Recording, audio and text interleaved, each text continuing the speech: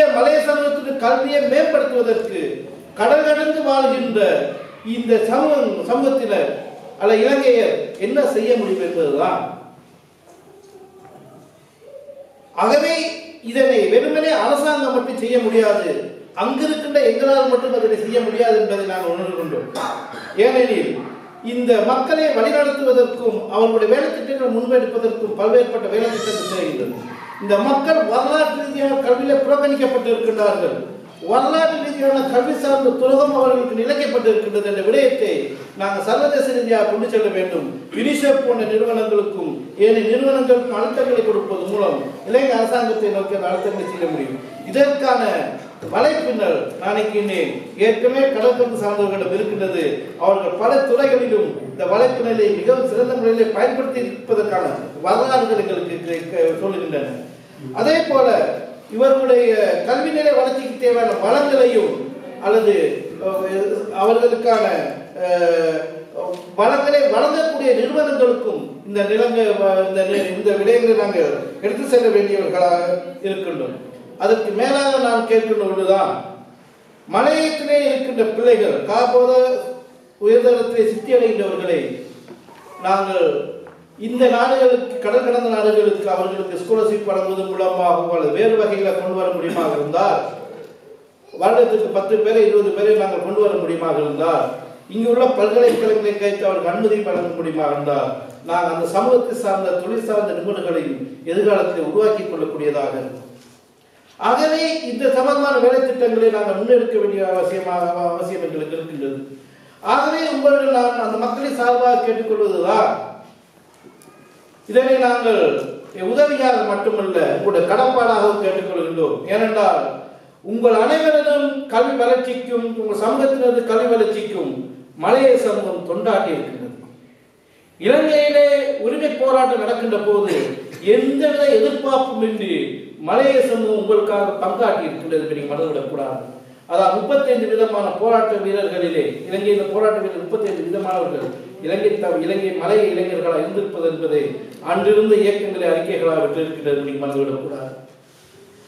அதே போல இன்று நீங்கள் எவ்வாறு உரிமைக்காக போராடுகிறீர்களோ அதே போல கல்வி உரிமைக்காகவும் அறியாமை என்ற எங்களுடைய அடக்குமுறைக்கு எதிராக நாங்கள் போராட வேண்டியவர்கள் இருக்கின்ற போது அந்த அறியாமையை ஒழிப்பதற்கு தகுதியானவர்கள் இந்த வெளிநாடுகளில் இருக்கின்றீர்கள். அறிவியலை வளர்ந்தவர்கள் இருக்கின்றீர்கள். அறிவியல் சார்ந்த நிலைகளில் முன்னேறியவர்கள் இருக்கின்றீர்கள். பல பொருளாதார வளர்ச்சியிலே உயர்வடைந்தவர்கள் இருக்கின்றீர்கள். அல்லது பல்துறை சார்ந்த தொடர்புகளை கொண்டவர்களாக இருக்கின்றீர்கள் நீங்கள். ஆகவே உங்களுடைய பங்களிப்பும் வழிகாட்டல்களும் உங்களுடைய வளங்கல்களும் எங்களுக்கு உறுதுணையாக இருக்கும். மலைய சமூகத்தை எதிர்காலத்திலே ஏனைய சமூகங்களுக்கு சமமான ஒரு கல்வி அறிவுள்ள சமூகமாக கட்டியெழுப்பி இலங்கையிலே இருக்கின்ற சிறுபான்மையின சமூகங்களுக்கு இணையான ஒரு சமூகமாகவும் இலங்கையிலே இருக்கின்ற தேசிய நீரோட்டத்தில் அவர்களை கல்வித்துறை சார்ந்தவர்களை ஒன்றிணைப்பதற்கு உங்களுடைய அர்ப்பணிப்பான பங்களிப்பினை கேட்டுக்கொண்டு விடைபெறுகின்றேன். நன்றி, வணக்கம்.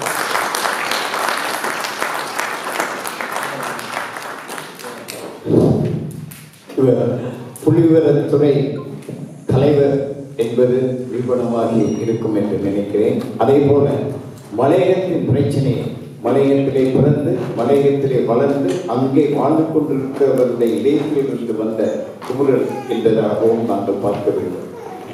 நாங்கள் இந்த நிகழ்ச்சி அனைத்தையும் 8:30க்கு முடிவுக்கு கொண்டு வர வேண்டும். இன்னும் சில நிகழ்ச்சிகள் இருக்கின்றன. புத்தக விற்பனை இருக்கிறது, என்னுடைய சுருக்க உரை இருக்கிறது. அதோடு உங்களுக்கு ஒரு சந்தர்ப்பம் கொடுக்க வேண்டும்.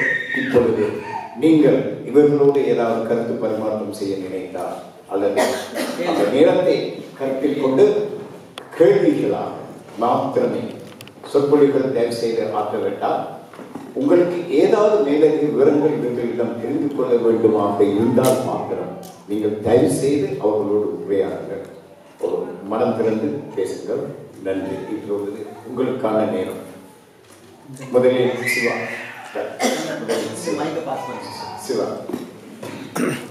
மிகவும் அருமையான சந்தர்ப்பம். குறிப்பாக இன்றைக்கு இவர் பிரசன்டன் 2 பேரும் செய்த தரவுகள் வரவேற்க விஷயம். இங்குள்ள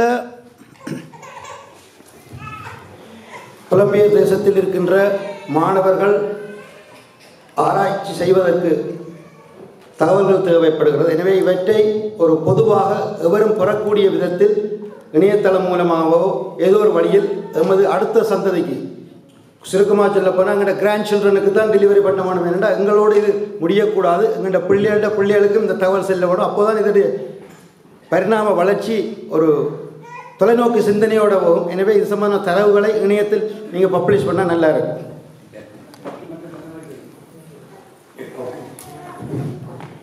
சரி, அடுத்து யாருக்கு கேட்க போகிறார்? அவரிடம் மைக். நான் என்னுடைய கருத்தோ கேள்வியோ 2 பேச்சாளர்கள்.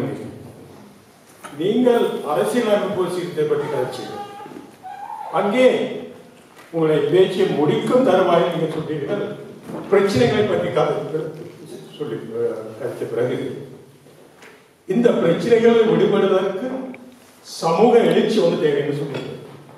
நான் அந்த இடத்திலே உங்களை இதை முடிப்பீங்க நினைச்சேன். அப்ப என்னுடைய கேள்வி பதிலே கிடைச்சது. ஆனா நீங்க தொடர்ந்து கிடைச்சு. அதே போல கல்வி மற்ற மக்களின் உயிரை பற்றி கிடைச்சிருக்க தேயிலை until tea export is going to be the 4th income area. It is a fact, reality. The estate laborers should remain estate laborers because otherwise there is no going to be tea production. Taking these 2 issues, the 2 அதை வைக்கிறோம். நாங்கள் எவ்வளவு தூரம் பேசினாலும் இங்கிருந்து நாங்கள் மலையக மக்களுடைய கல்விக்கோ வச்சாலும் அது பயன் தர போவதில்லை. அதனுடைய ஓரளவு பயன் தரலாம், முழுமையான பயன் கிடைக்காது. அப்ப நீங்க இடைவெளியில சொன்ன போது ஒரு பொலிட்டிக்கல் சோசியல் கம்ப்ளீட் ரிஃபார்மேஷன் தான் தேவை இலங்கைக்குன்றத நீங்க ஒப்புக்கொள்றீங்க.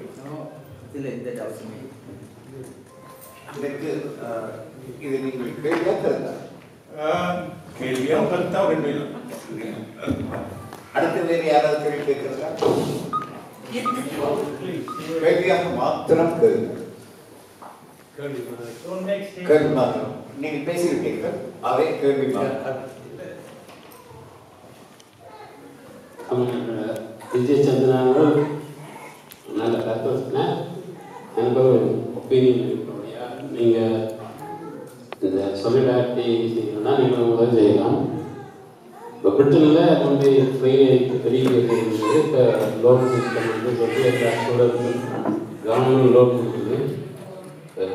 படித்து முடிஞ்ச பிறகு வேலை எடுத்தால் கட்டணும், இல்லைட்டா இல்லை. பிரிட்டனுக்கு சுவிஸ் செய்கிற மாதிரி மல்லிகத்துக்கு உதவி செய்ய வேண்டிய கடமைப்பாடு இருக்குது. அதை நாங்கள் சரியாக எடுத்துக்கொண்டு போகணும்னா இந்த லோன் சிஸ்டத்தில் ஒரே காசை வச்சு சேர்ந்து பண்ணலாம். அல்லது திருப்பி லாபம் இருந்தால் அந்த பொறுப்பு எடுத்து போய் ப்ரைவேட் காலேஜ் நம்மளை யூனிவர்சிட்டியில் உதவியோட தொடங்கி போட்டு ஸ்டூடெண்ட்ஸுக்கு லோனை கொடுக்கும் பேங்க்னால. வேலை எடுத்துனா தெரியும், ஏண்டா போகண்டா நல்ல திட்டம் வைக்கணும். அவங்கள சங்கத்துக்கு அதை நாங்களும் உதவி செய்யலாம் கட்டி எழுப்புறதுக்கு.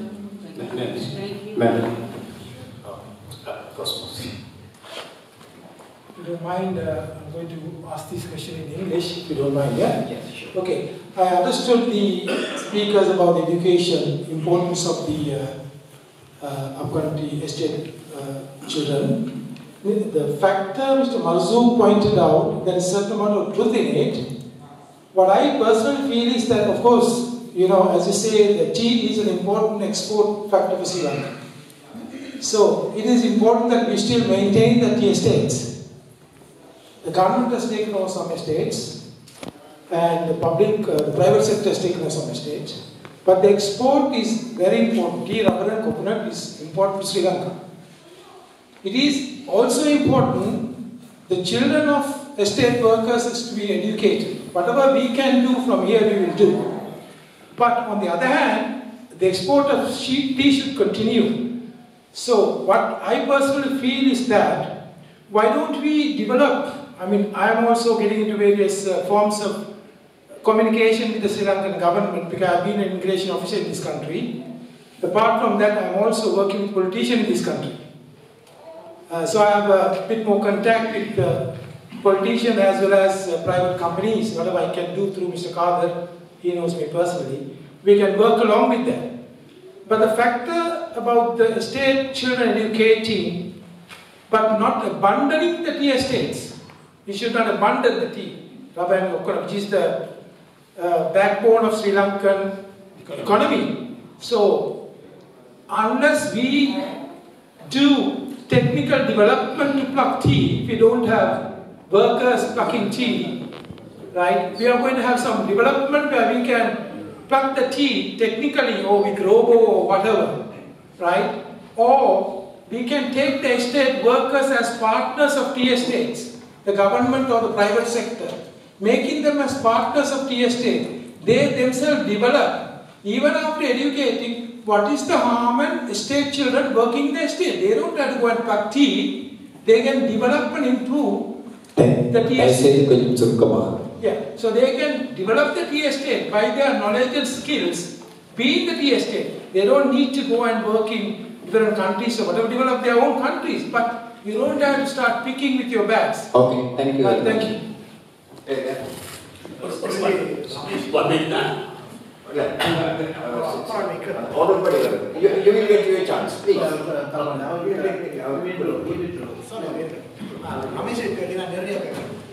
PR system, better system னு சொல்றீங்க. அப்படினா ஏன் இன்னும் ஒரு சிஸ்டத்தை நோக்கி போறதுக்கு இந்த அரசாங்கமோ அந்த செட்டப் நடந்துருக்கு? என்ன காரணம் சொல்றாங்க? வண்ணப்பகை எடுத்து நாங்கள் 8 மணி வரையும் இருக்கிறோம். எங்களுக்கு ஏற்கனவே தெரிஞ்ச விஷயத்தை தான் நீங்கள் சொன்னீங்க. எழுதுல அது பேப்பரில் வாசிக்கக்கூடிய விஷயத்தை எல்லாம் நம்ம கூடியிருக்கிற இடத்துல எங்களால் என்ன செய்யலாம், என்ன செய்ய வேணுமென்றதை சொல்லுங்கள். எங்களுக்கு பொலிட்டிக்கல் ஹிஸ்ட்ரி தேவையில்லை. உண்மையில் எங்களுக்கு எல்லாருக்கும் தெரியும். நாங்கள் என்ன செய்ய வேணுமென்றதை சொன்னீங்கன்னா வந்ததுக்கு பிரயோசனமாக இருக்கும். நான் நினைக்கிறேன் சொல்லும்போது நீங்கள் இருக்கீங்க. இவர் சொன்னது நாங்கள் இதுவரையிலும் ஆங்கிலத்தையும் தமிழையும் தான் முக்கியப்படுத்தி கதைத்துக் கொண்டிருக்கிறோம். ஆனால் கடந்த வருடம் ஏறத்தாழ 900 கிராம சேவகர்களை நியமிப்பதற்காக எடுத்த முயற்சிகளில் நடந்த பரீட்சைகளில் 50 பேர், அதாவது 50 வீதம் அல்ல, ஒரு 50 மலைநாட்டவர்கள் கூட அதில் சித்தியடையும். ஆகவே 3 மொழிகளிலும் நாங்கள் எங்களது கவனத்தை செலுத்த வேண்டிய என்ற கட்டாயத்துக்குள் இருக்கிறோம். அதற்கு ஆன வழிவகைகளை நீங்கள் கூற வேண்டும்.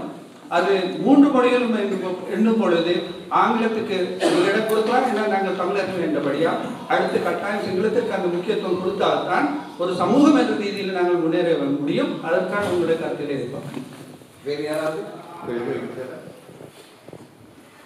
சரி, இப்பொழுது தேர்தல் தொகுதிகள் முறை சம்பந்தமாக ஒரு கேள்வி எழுப்பப்பட்டிருக்கிறது. அதற்கு அந்த உரையாற்றிய ரமேஷ் அவர்கள் பதிலளிப்பார்கள். அதுக்கு அடுத்ததாக எழுப்பப்பட்ட 2 கேள்விகள். ஒன்று, தோட்டத்துறை இயங்க வேண்டும்,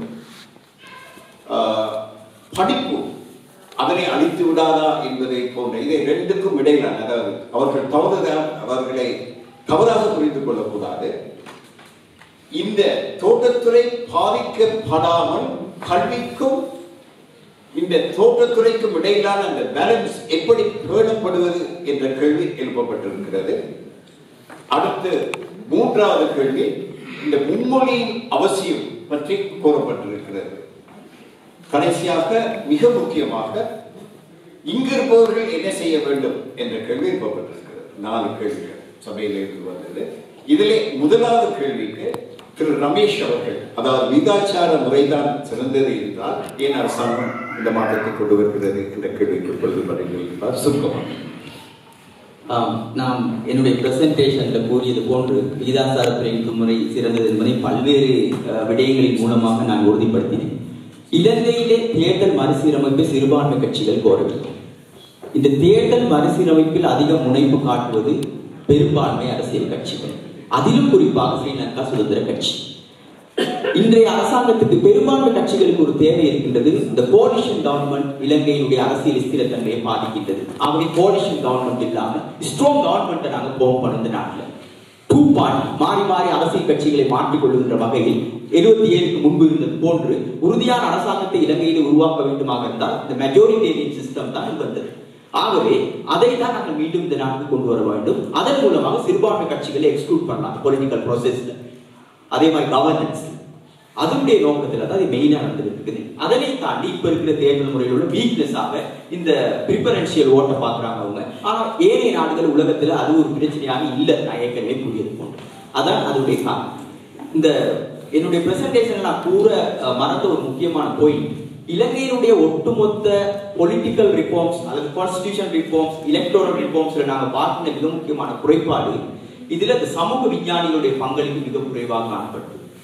2005ஆம் ஆண்டு ராஜபக்சவுடைய ஆட்சியில தினேஷ் குணவர்தன தலைமையில எலக்டோரல் ரிஃபார்ம்ஸுக்கான ஒரு கமிட்டி ஒன்று உருவாக்கப்பட்டுச்சு. அந்த கமிட்டி பல ஆண்டுகள் பல்வேறு கலந்துரையாடல்களை செய்து ஒரு அறிக்கையை சமர்ப்பித்தார்கள். அந்த அறிக்கை ஸ்ரீ ஜெயவர்தனபுர பல்கலைக்கழகத்துல என்ஜினியரிங் ஃபேக்கல்டியை சேர்ந்த ஒரு ப்ரொஃபசர் உருவாக்கினார். அதுக்கு பிறகு இப்போ உள்ள அரசாங்கம் எலக்டோரல் ரிஃபார்ம்ஸ் திருப்பி இனிஷியேட் பண்ணாங்க. இந்த எலக்டோரல் ரிஃபார்ம்ஸ்க்கான அந்த ப்ரொபோசலை தயாரிச்சது மொரட்டுவ பல்கலைக்கழகத்தில் இன்ஜினியரிங் ஃபேக்கல்டியில் இருக்கிற ப்ரொஃபசர் அசோக் ஆபே குணவர்தன். அவர் என்ஜினியர்ஸால எலக்டோரல் ரிஃபார்ம்ஸ் ப்ரோசஸ் இலங்கையில் உருவாக்க முடியாது. அவர் இந்த யதார்த்தத்தை அரசாங்கம் எவ்வளவு தூரம் விலை கொண்டிருக்குது என்பது சிந்திக்க வேண்டிய ஒரு விடயமாக காணவில்லை. ஹியூமன் எஸ்பெக்டும் நாங்கள் எல்லாம் போயிடும். மைனாரிட்டிஸை பற்றி சிந்திக்க மாட்டாங்க. ஏன்னா அவங்களுக்கு எப்படி இந்த டீலிமிட்டேஷன் செய்யணும், எப்படி தேர்தல் இலைகளை உடைக்கணுங்கிறது அவங்க கருத்தனை காட்டுவாங்க. ஆகவே இலங்கை எப்பொழுதுமே இந்த பெஸ்ட் கான்ஸ்டிடியூஷன் அல்லது பெஸ்ட் எலக்டோரல் சிஸ்டத்தை நோக்கி போகக்கூடாது. ஏன்னா உலகத்தில் உருவாக்கப்பட்ட மிக சிறந்த கான்ஸ்டிடியூஷன் சவுத் ஆப்பிரிக்காவில் தான். ஆனா அங்க அதோட இம்ப்ளிமெண்டேஷன் பார்த்தீங்கன்னா ரொம்ப மோசம். இன்னும் கற்பினத்தவர்களுக்கு வள ஒதுக்கீட்டுல பாகுபாடுகள் அநீதிகள் இழைக்கப்படும். ஆக எங்களுக்கு ஏற்ற ஒரு சிஸ்டத்தை உருவாக்க போகணும். அதுல எந்த சந்தேகம் நீங்க சொன்ன மாதிரி ஒரு policy level political social reform ஒன்று தேவை. ஜெனிவினா நடக்கணும். சம்பந்தப்பட்ட அந்த பங்குதாரர்களை இணைத்துக் கொண்டு அதை இடம்பெற வேண்டும் என்பதில் எந்த மாற்று கருத்து அவருக்கு விடை கிடைத்திருக்கும் நினைக்கிறேன். சுருக்கமாக சொல்ல போனால் அதிலே அரசியல் பின்னணி தான் இருக்கிறது. என்னென்றால் இந்த தேர்தல் முறை மாற்றம் இப்பொழுது இருக்கின்ற விகிதாச்சார முறையிலும் சில குறைகள் இருக்கின்றன. ஆனால் அதை காட்டிக்கொண்டு இந்த தேர்தல் முறையை அவர்கள் மாற்றுவதிலே ஒரு அரசியல் இருக்கிறது. அதைதான் அவர் சொன்னார். இப்பொழுது இன்னும் 3 கேள்விகள் மீதியாக இருக்கின்றன. நான் திரேசா அவர்களுக்கு ஒரு சந்தர்ப்பத்தை கொடுத்துவிட்டு, அதாவது இங்கிருப்பவர்கள் என்ன செய்யலாம் என்பதற்கு அவர் வாயிலாக சுருக்கமாக ஒரு பதிலை பார்த்துவிட்டு கடைசியாக எங்களுடைய பிரதான பேச்சாளருக்கு அடுத்த சந்தர்ப்பத்தை சார். உங்களோட கேள்வி என்ன செய்யலாம் அப்படின்னு கேட்கிறேன். கொழுந்து எடுக்கிறது ஒன்றும் தப்பான வேலை இல்லை. கொழுந்து பிக்கிறது கௌரவமான வேலைன்னு அங்கீகரிக்கப்படணும்.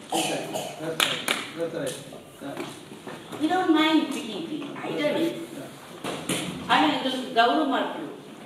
சரியான சம்பளம் கிடைக்கிறதுக்கு ஹெல்ப் பண்ணணும். எஜுகேஷன், பேசிக் எஜுகேஷன் தேவைப்படுது. நிதி தேவைப்படுது. டீச்சர்ஸ் ட்ரைனிங், ஒரு பேசிக் எஜுகேஷன், ஒரு 12ஆம் வகுப்பு 10ஆம் வகுப்பு வரைக்கும் படிக்கிறதுக்கு ஹெல்ப் பண்ணுங்க. டீச்சர்ஸ் ட்ரைனிங் பணம் தேவைப்படுது. இந்த டீச்சர்ஸ் ட்ரைனிங் நீங்களே செஞ்சாலும் ரொம்ப சந்தோஷம். நாங்கள் டீச்சர்ஸ் மரங்களை தேர்ந்தெடுத்து உங்களுக்கு காட்டுறோம். மற்றது பத்திரிகையில் எழுதுங்க மலையகத்தை பற்றி. மலைகள் எவ்வளோ அழகானது, பசுமையான இடம். யாராவது இங்கிருந்து வெளிநாட்டுக்கு வருது, யாழ்ப்பாணத்துக்கு மட்டும் போவாதீங்க, மட்டக்களப்புக்கு மட்டும் போவாதீங்க, மலையகத்துக்கு வாங்க. இங்க நிறைய அன்பு இருக்கு. அதை சொல்லுங்க. உங்களோட பணத்தை எங்கள்கிட்டையும் வந்து செலவு எங்களோட சந்தோஷமா இருங்க. இதை செய்யுங்க சார். தேங்க்யூ. இப்பொழுது ஏழை கேள்விகள், அதாவது இந்த தோட்டத்துறைக்கும் படிப்புக்கும் இடையிலான அந்த பேலன்ஸை எப்படி பேணுவது என்பது தொடர்பாகவும் அவருடைய பார்வையிலே இங்கிருப்பவர்கள் என்ன செய்யலாம் என்பது தொடர்பாகவும் அவர்களுடைய தோட்டத்துறையை பொறுத்தப்பட்ட ஒரு விட நாங்கள் மறந்துவிடக்கூடாது. இலங்கையில உற்பத்தி செய்கின்ற தேயிலையிலே 72 வீதம் சிற்றுடைமை தேயிலை ஸ்மால் ஹோல்டிங் மூலம் தான் உற்பத்தி செய்யப்படுகிறது. தவிர பெருந்தோட்டத்துறையில் அல்ல. 28 வீதம் தான் பெருந்தோட்டத்துறையிலிருந்து வருகிறது. ஆகவே நாங்கள் இப்போது பெருந்தோட்டத்துறையை கூட அவர்கள் அவுட்குடோர் சிஸ்டமாக மாற்றுவதற்கு முயற்சி செய்து கொண்டிருக்கிறார்கள். அல்லது இப்போ நாங்கள் மக்களிடம் வருகிற கோரிக்கை என்னென்றால் பெருந்தோட்ட தோட்டங்களை ஸ்மால் ஹோல்டிங்களாக மாற்றி அந்த மக்களுக்கு அந்த காணி உரிமையை கொடுத்தால் அவர்கள் அதில் தேயிலை உற்பத்தி செய்வார்கள். அது அவர்களுக்கு பிரச்சனை கௌரவமான ஒரு நிலைமையாக இருக்கும் என்ற ஒரு கோரிக்கை முன்வைக்கப்படுகிறது. ஆகவே பெருந்தோட்ட மக்களுக்கு இருக்கின்ற காணி பிரச்சனையை தீர்வுவதற்கும் சொந்தமாக அவர்கள் வீடுகளை கட்டிக்கொள்வதற்கும் அதை அவர்கள் வன்மமாக வைத்துக்கொண்டு படித்தவர்கள் போய் வெளியிலே வேலை செய்யலாம். பார்ட் டைமாக அவர்கள் தங்களுடைய சொந்த பாம்பிலே மழை நேரங்களில் தேயிலை செய்யலாம். அந்த நோக்கத்தை நோக்கி செல்ல வேண்டும். தேயிலை இலங்கையில் பொருளாதாரம் என்ற வகையில் அதை நாங்கள் கவனித்துக் கொள்ள வேண்டும். அது ஒரு நாட்டின் பொருளாதாரத்தை அளிப்பதற்கு நாங்கள் அவசியமாக காரணமாக இருக்கக்கூடாது. ஆனால் அந்த பொருளாதாரத்தை அடிப்படையாக கொண்டு எங்கள் அடிமைகளை வைத்திருப்பதற்கு அதை அனுமதிக்க முடியாது. ஆகவே அந்த பேலன்ஸை பற்றி நாங்கள் அந்த வகையிலே செய்யலாம் நினைக்கிறேன். இரண்டாவது சொன்ன கருத்து நான் ஒத்துக்கொள்கிறேன். நான் சிங்கள மொழி என்பது பெருந்தோட்டத்துறை இலங்கையில் உள்ள முக்கியமான பிரச்சனை. சிங்கள பிள்ளைகள் அனைவரும் இந்த தமிழ் கற்கின்றார்கள். ஜிசி ஓலவில் தமிழோட பாடமாக எடுத்து பாஸ் பண்ணுறேன்னா இலங்கையில் இந்த அரசாங்க தொழிலுக்கு போக வேண்டுமானால் 3 பாடங்கள் 2 பாடம் சுற்றி எழுதியிருக்கணும். சிங்களமும் தமிழும் தமிழ் மொழி அமலாக்க வந்திருக்கணும். தமிழ் பிள்ளைகள் சிங்களத்தை படிப்பதில்லை. அந்த சிங்கள பிள்ளைகள் தமிழை படித்துக் கொண்டிருக்கிறார்கள். ஆகவே அது தொடர்பான ஒரு எவாலுவேஷனையும் அதுக்கான வேலை திட்டங்களும் அவசியம் என்பதை நான் ஏற்றுக்கொள்கிறேன். கூட அதுக்கு நான் விளக்க சொல்ல விரும்பவில்லை. ஒன்றை நாங்கள் சொல்ல வேண்டும் என்றால் எங்களுடைய கல்வி வளர்ச்சிக்கும் சமூக வளர்ச்சிக்கும் கடமை அதற்கான பங்களிப்பு செய்ய வேண்டிய கடமை பிரிட்டனுக்கு உண்டு என்பதை நாங்கள் எடுத்துரைக்கிறோம். அது உங்களுடைய கைகளிலே இருக்கலாம். எங்கள் மக்கள் சார்பாக எங்களுடைய குரலாக வேலை செய்கின்றால் எங்களை அங்கே கொண்டு வந்து விட்டு அவர்கள் 150 வருடங்கள் என்று சொல்லினார்கள். அதுக்கு பிறகு 1975 72 92 வரைக்கும் அரசாங்கம் எங்களை சொல்லியது. 92க்கு பிறகு இப்போ தனியார் கம்பெனி கொடுத்து விட்டாங்க. உள்நாட்டு கம்பெனி எங்களை சொல்லி கொண்டு இருக்கின்றன. இதுதான் பிறகு ஆகவே 150 வருடங்களா சுரண்டி விட்டு அனாதமாக விட்டு வந்த எங்களை இந்த இங்கிலாந்தில் இருக்கின்ற இந்த அபிவிருத்தி வளர்ச்சி கட்டிடங்கள் இதெல்லாம் வந்து எங்கேருந்து வந்திருந்தால் அவர்கள் இந்த காலனி ஆதிக்கத்தை கொண்டு வந்த வளங்கள் மூலம் உருவாக்கப்பட்டவைகள் தான் மறந்துவிடக்கூடாது. ஆகவே இந்த விடயத்தை இங்கு அவர் எங்களை சொன்னார். அவர் அரசியல் துறை சம்பந்தமாக செல்வாக்குள்ளவர் என்ற வகையிலே எங்கேயுமே இங்கே அரசியல் கலந்துரையாடலை செல்லுங்கள். இந்த பிரிட்டன் எங்களுக்கு செய்ய வேண்டிய கடமை அவருக்கு செய்ய வேண்டிய கொண்டு வந்தவர்களில் எங்களுக்கு ஒரு சதத்தை கூட நாங்கள் ஒரு சின்ன போய் 1% கொடுத்தா கூட நாங்கள் அதனை சமூகத்தை வளர்த்து விடலாம். அதற்கான தார்மீக பொறுப்பை உணர்த்துங்க. நன்றி.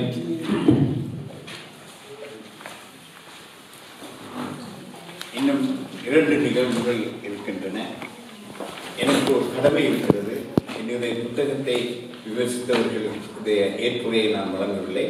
அதே போல இங்கு நடந்த கருத்தரங்கின் தொகுப்புரையோடு என்னுடைய கருத்துக்களையும் சொல்லி முடிக்க வேண்டும். இது அனைத்தையுமே நான் 15 நிமிடத்தில் முடித்திருக்கிறேன்.